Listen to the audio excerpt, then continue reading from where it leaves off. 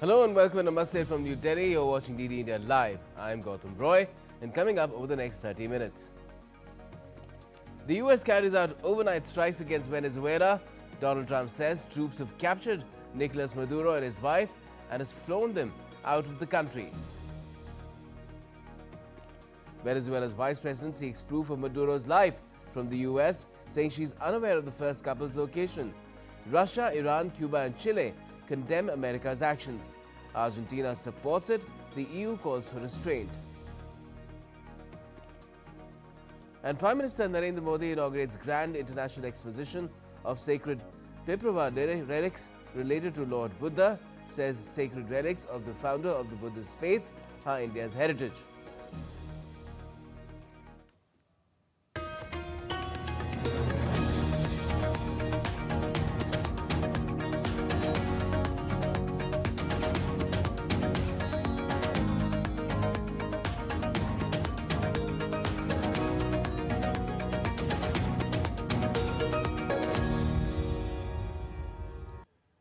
US President Donald Trump has announced on Saturday that President Nicolas Maduro has been captured after the United States carried out a large-scale strike against the Latin American nation.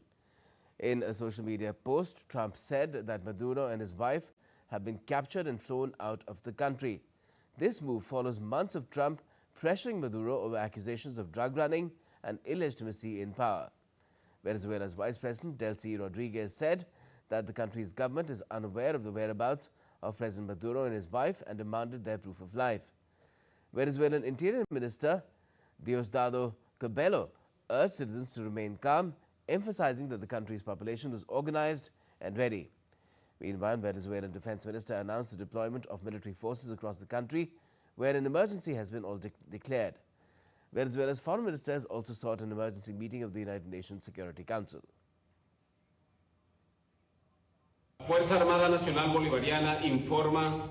Consequently, the men and women of the Bolivarian National Armed Forces, following instructions from citizen Nicolas Maduro, BOLOS, constitutional president of the Bolivarian Republic of Venezuela, our commander-in-chief, we will release all our capabilities for the integral defense of the nation. To re-establish order and peace, we will activate throughout all the geographical national space with perfect popular military and policing fusion. We have placed in operation massive deployment of all the terrestrial, aerial, naval, river and missile armed systems for defense. Now, several world leaders have reacted on the US strikes in Caracas and in other parts of Venezuela.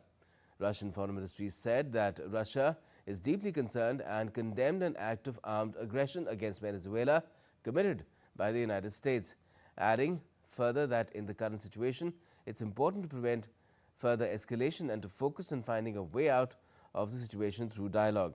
It's also sought clarity on the capture of Nicolas Maduro. The Iranian Foreign Ministry has also condemned US military attack on Venezuela and blatant violation of its national sovereignty and territorial integrity. In a post on X, Iran called on the UN Security Council to act immediately to halt the unlawful aggression and hold those responsible accountable.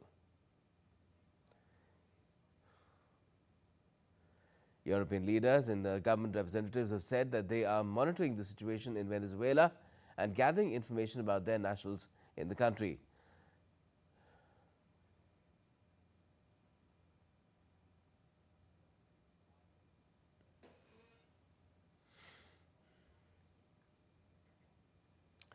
Argentina's Javier Milei has supported the US action on Maduro and said that it proved freedom advances. Chilean President Gabriel Boric called for a peaceful way out of the regional conflict. Cuban President Miguel Diaz-Canel has condemned what he calls a criminal attack by the United States on Venezuela. He's demanded urgent action from the international community to defend Venezuela's sovereignty. On social media, Diaz-Canel wrote, "Cuba's zone of peace is being brutally assaulted," and denounced what he called state terrorism against the brave Venezuelan people. Defense Minister Vladimir Padrino of Venezuela also warned that the country will resist any foreign military presence, echoing long-standing calls for national sovereignty.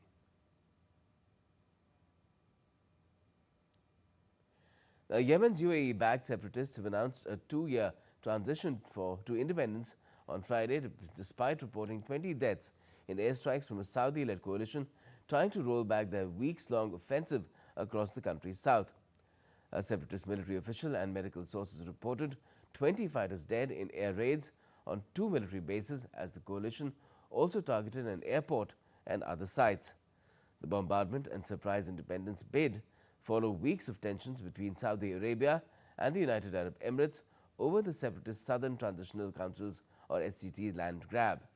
Yemen, which was divided into north and south from 1967 to 1990, could again be split in 2 years if the STT's independence plan comes to fruition. It would call the new country South Arabia. STC president said the transitional phase would include dialogue with Yemen's north, controlled by Iran-backed Houthi rebels, and a referendum on independence. But he warned that the group would declare independence immediately if there was no dialogue or if southern Yemen was attacked again. Iran has been witnessing widening protests amid economic strain and public discontent, with unrest spreading across multiple cities. More on this, DD correspondent Vinod Kumar is joining us from Dubai. Good afternoon, good evening rather. Vinod, how did protests escalate across Iran from a local merchant strike into a nationwide political movement? What began on December 28, 2025 as a strike by bazaar merchants in Tehran has within days turned into a violent political movement spreading across the country. By today, that is January 3, 2026, protests have reached 22 of Iran's 31 provinces, with reports of government buildings being targeted, widespread strikes, and confirmed deaths as security forces intensify their crackdown. The immediate trigger has been the unprecedented fall of the Iranian rial, which has plunged into a record low of around 1.4 million to the US dollar.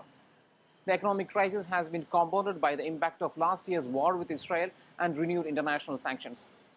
Food prices have surged sharply, and major markets in cities such as Tehran, Isfahan, and Kermanshah remain shut as traders refuse to operate amid growing uncertainty.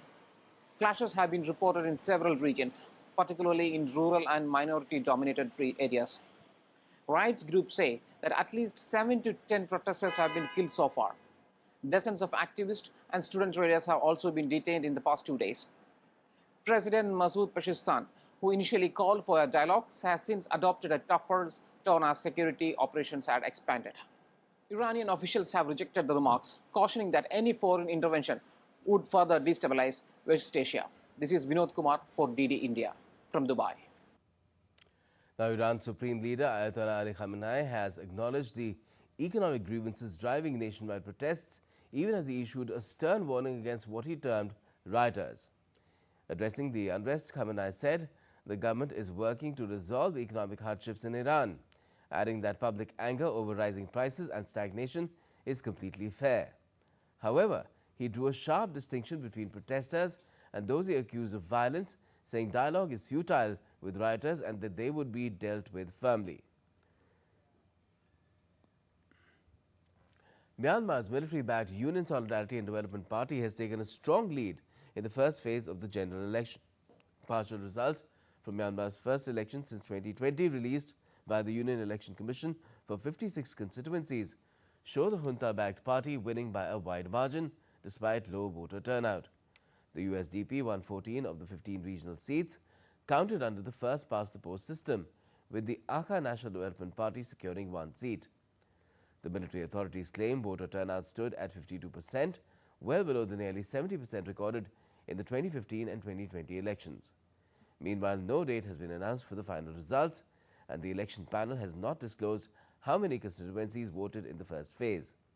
The polls have drawn criticism from international organizations as anti-junta parties are barred and public criticism of the election is illegal.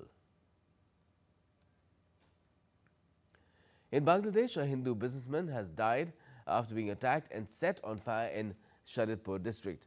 A 50-year-old Hindu businessman, Khokon Chandra Das, died on Saturday while undergoing treatment in Dhaka for burn and stab injuries. The police said he was attacked on Wednesday night while he was returning home on an auto rickshaw. According to investigators, assailants stopped the vehicle, assaulted him with sharp weapons, robbed him of cash, poured a flammable liquid on him and set him on fire. The victim jumped into a nearby pond to save himself and was rescued by local residents. He was first taken to a hospital and later shifted to Dhaka due to critical injuries. Doctors said around 30% of his body was burnt. The police said the victim identified 2 attackers before his death. A case has been registered and investigations are ongoing. The killing has renewed concerns over recent attacks on members of the minority community in Bangladesh. The UN Security Council on Friday welcomed the 5 new non-permanent members for the 26-27 period. The flags of the 5 newly elected members of the United Nations Security Council, that's Latvia, Democratic Republic of Congo, Liberia, Bahrain and Colombia, were officially installed at the UN headquarters in New York.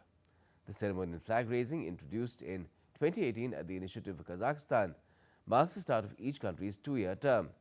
While Bahrain, Colombia and the DRC are among the first to serve in the African and Asian Pacific group, Latvia is making its debut on the Council.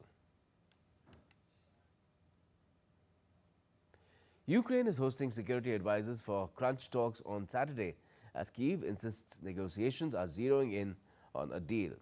Ukrainian President Volodymyr Zelensky said around 15 countries would attend the talks, along with representatives from the European Union and NATO, with the US delegation joining via video link.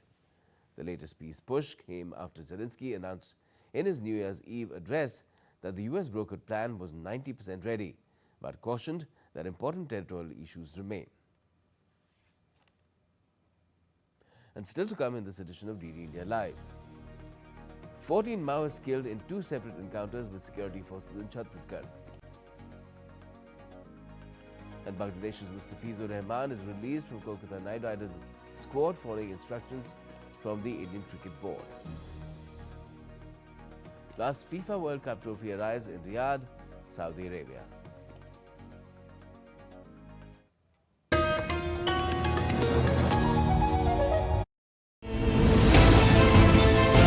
Geopolitics and trade deals. Economic challenges amid development.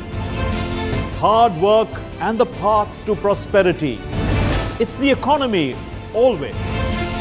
Between walkers, money is what money does and says. Supply creates its own demand. Between the bulls pulls and bears tears. When supply chains globalization and India rises to the podium. We'll get you centered with the economic brief at 8 p.m. every Thursday on DD India.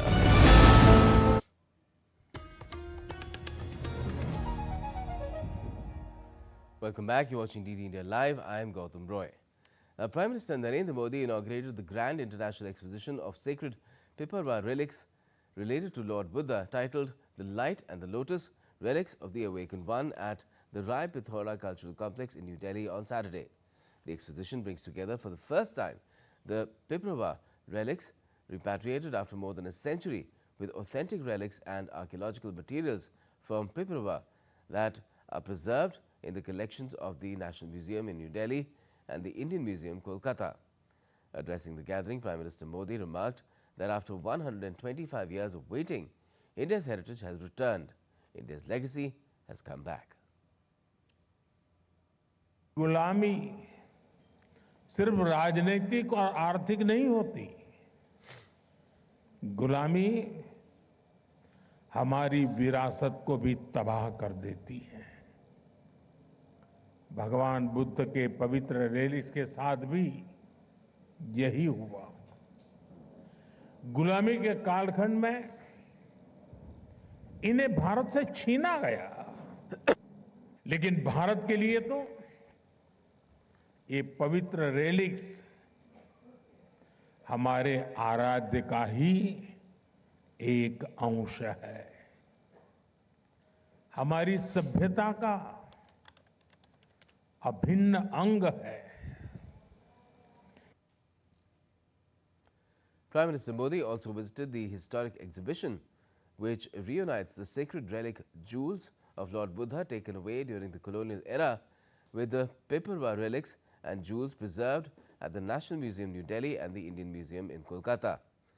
The Piparwa relics, discovered in 1898, are among the earliest and most historically significant relic deposits directly connected to Lord Buddha. Archaeological evidence associates the Piprava site with ancient Kapilavastu, widely identified as the place where Lord Buddha spent his early life prior to renunciation. Vice President C.P. Radhakrishnan inaugurated the 9th Siddha Day celebrations at Kalavanar Arangam in Chennai. The Vice President said that India's traditional systems of medicine, including Siddha, Ayurveda, Yoga and other Ayush disciplines, are not relics of the past but living traditions which continue to contribute significantly to the health and well-being of millions in India and across the globe. The Vice President further highlighted Siddha medicine's emphasis on preventive care, lifestyle management and addressing diseases at their root cause, noting its growing relevance in today's fast-paced lifestyle marked by stress and unhealthy habits. In Chhattisgarh, in a big blow to left-wing extremism, security forces killed 14 Maoists, including wanted ultras Mangtu and Hunga Markam, in separate encounters in Sukma and Bijapur districts in the Bastar region on Saturday. While 12 Maoists, including Mangtu, were neutralized by the security forces during an exchange of fire in Sukma, the bodies of 2 Maoist cadres, including Hunga Markam, were found in the forests of Gaganpalli village in Basugura, Bijapur. Thousands of devotees gathered at the ghats of the Ganga in Varanasi to mark Paush Purnima. From early morning, pilgrims took holy dips in the river, considered to be an auspicious day in the Hindu calendar. Hara Hara Mahadev. Thousands of devotees from across North India gathered at the ghats of the Ganga in Varanasi city of Uttar Pradesh on Saturday for Paush Purnima, the full moon day of the month of Paush according to the Hindu calendar. The day is considered auspicious in Hindu religion and is marked by devotees taking a dip in sacred rivers like the Ganga. आज कह रहे हैं कि पौष मास के शुक्ल पक्ष की पूर्णिमा स्नान है और आज से माघ महीने का भी जो संगम का स्नान हो रहा है वो भी स्टार्ट हो गया। आज के दिन माता बहनें लोग दूर दूर से श्रद्धालु लोग आते हैं, गंगा स्नान करते हैं, पंडित जी को अन्नदान जलदान हो सके तो तिलदान भी पितरों के निवृत्ति दान करते हैं। क्या महत्व होता है आज के दिन स्नान करने का? इस समय का बहुत बड़ा महत्व है। ये महत्व ऐसा है कि गंगा स्नान करेगा जो जिसके भी कष्ट बाधा रोग वगैरह सब दूर करने के लिए और मोक्ष की प्राप्ति करने के लिए गंगा स्नान करते हैं। Many devotees braved the severe cold conditions to offer prayers on the occasion early in the morning. यहाँ आज माघ की पूर्णिमा है। आज गंगा स्नान करने से जो है हमारे वेद पुराणों में लिखा है कि इससे जो सारे पाप दूर हो जाते हैं। इसी वजह से हम सब लोग भी भाई स्नान करने आए हैं। गंगा स्नान से हर चीज मिलता है, सब चीज गंगा माँ देने वाली है, सब पाप का नाश करने वाली है, मोक्ष देने वाली है। The day also marks the commencement of Magh Mela at the Sangam in Prayagraj, the 44-day religious fair that will conclude on February 15th. Let's get to some weather updates now. Several areas across the country are witnessing intensified cold day conditions with dense fog affecting visibility and causing significant disruptions. India's weather agency has issued a red alert for Haryana, Chandigarh and Punjab as cold day conditions are likely at isolated places until the 9th of this month. According to the agency, the minimum temperature in the national capital is expected to be around 7 degrees Celsius and the maximum about 18 degrees. Meanwhile, rail services across large parts of North India were running behind schedule and a few were rescheduled as well as dense fog conditions prevailed over several states, severely reducing visibility and affecting normal movement. The weather agency also forecast cold wave conditions for Himachal Pradesh and Bihar on the 4th and 5th of this month. A yellow alert has also been issued for Himachal Pradesh, Uttarakhand, Jammu and Kashmir, Rajasthan, Madhya Pradesh and several other areas.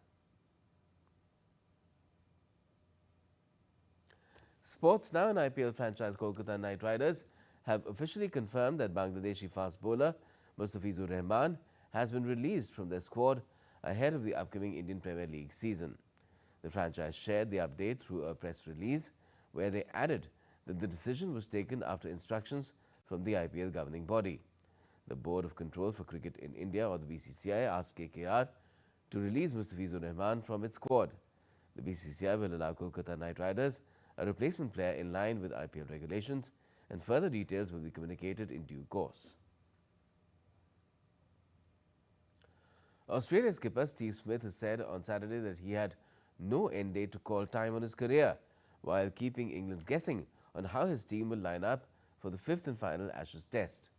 With the retirement of Usman Khawaja after the Sydney test on Sunday and Nathan Lyon out injured, Smith will be the oldest player in the Australian lineup alongside Scott Boland.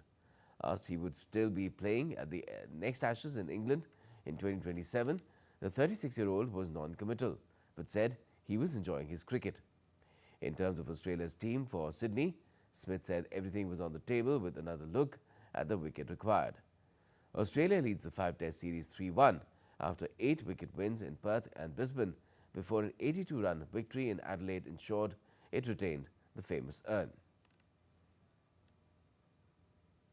The FIFA World Cup trophy landed in Riyadh, Saudi Arabia on Saturday at the start of a tour which will see the iconic trophy visit 30 FIFA member associations across 75 stops over 150 tour days. Italian World Cup winner Alessandro Del Piero carried the trophy on its first stop in Riyadh, where Saudi dignitaries, including the Vice President of Saudi Arabian Football Federation, Lamia Bahayan, were present to mark the occasion. The 2026 tour started in the country, which will host the World Cup in 2034, before it travels to all 3 host countries for this year's tournament: the United States, Canada and Mexico. The trophy tour will also include the host nations for the 2030 tournament: Morocco, Portugal and Spain. Arsenal, the current Premier League leaders, are heading to the South Coast to play Bournemouth on Saturday in the EPL. Bournemouth haven't won a Premier League match in 10 games, with 5 draws and 5 losses. They're currently in 15th place, 9 points above the relegation zone, but they did manage to get a draw against Chelsea in their last game. At the start of the season, Bournemouth looked promising after a big win over Nottingham Forest, but their form has dropped since then. Last season, Bournemouth even managed to beat Arsenal twice, including a 2-0 victory at home. Arsenal, on the other hand, have proven their doubters wrong, showing strong form and holding on to the top spot in the league. And Liverpool boss Arne Slot has said on Saturday that Arsenal and Manchester City are the 2 teams which can realistically win the Premier League this season. Defending champions Liverpool lost more ground on league leaders Arsenal this week, dropping points at home against newly promoted Leeds with a 0-0 draw. It leaves them 12 points behind Arsenal with half the season played, and Slot appeared to play down Liverpool's chances of catching either them or Man City when speaking ahead of his team's Sunday visit to Fulham. Realistically, I think there are 2 teams. By the way, with Villa being really close to them, but because Arsenal won against Villa, they created a bit of a gap towards Villa as well. Realistically, those 2 teams are quite far away from us, and we should not look at those 2 at this moment of time. We've had our struggles throughout. We started really well in terms of results. Games were really close. Then we had a phase of the season where games were still very close, but we were constantly unlucky. And FC Barcelona head coach Hansi Flick on Friday expressed a New Year's wish to avoid injuries for the year 2026. This sentiment reflected the significant injury issues the club has faced, which have impacted team consistency and performance. Flick revealed that Lamine Yamal and Dani Olmo are back in training ahead of Sunday's La Liga match against City rivals Espanyol. Flick is also in the market for defensive reinforcements during the January transfer window. Speaking ahead of the match, the coach made it clear that minimizing physical setbacks would be his primary wish for the year. When I want to wish something, it's that every player, is healthy, and this is, I think, for me, the most important thing, that we have a lot of injuries, and it's enough for this season. I think we are not ready at the moment, but I think when you see the last line, so last position with the fullbacks and the centre backs, I think maybe we need one more player. But at the end, it's like we have to discuss it, and it's not easy in the winter market to get a player on this level. So we have to see. Well, with that, it's a wrap for this edition of DD India Live, but let us know your thoughts on the news of the day. And for those on the go, you can get all the latest news and updates from India and across the world on DD India's mobile app. It's available on both Android and iOS. Just scan the QR code on the screen to download the app right away. And we'll be back with more news as it breaks here on DD India. I'm Gautam Roy, and from all of us here in Delhi, thanks for watching DD India Live.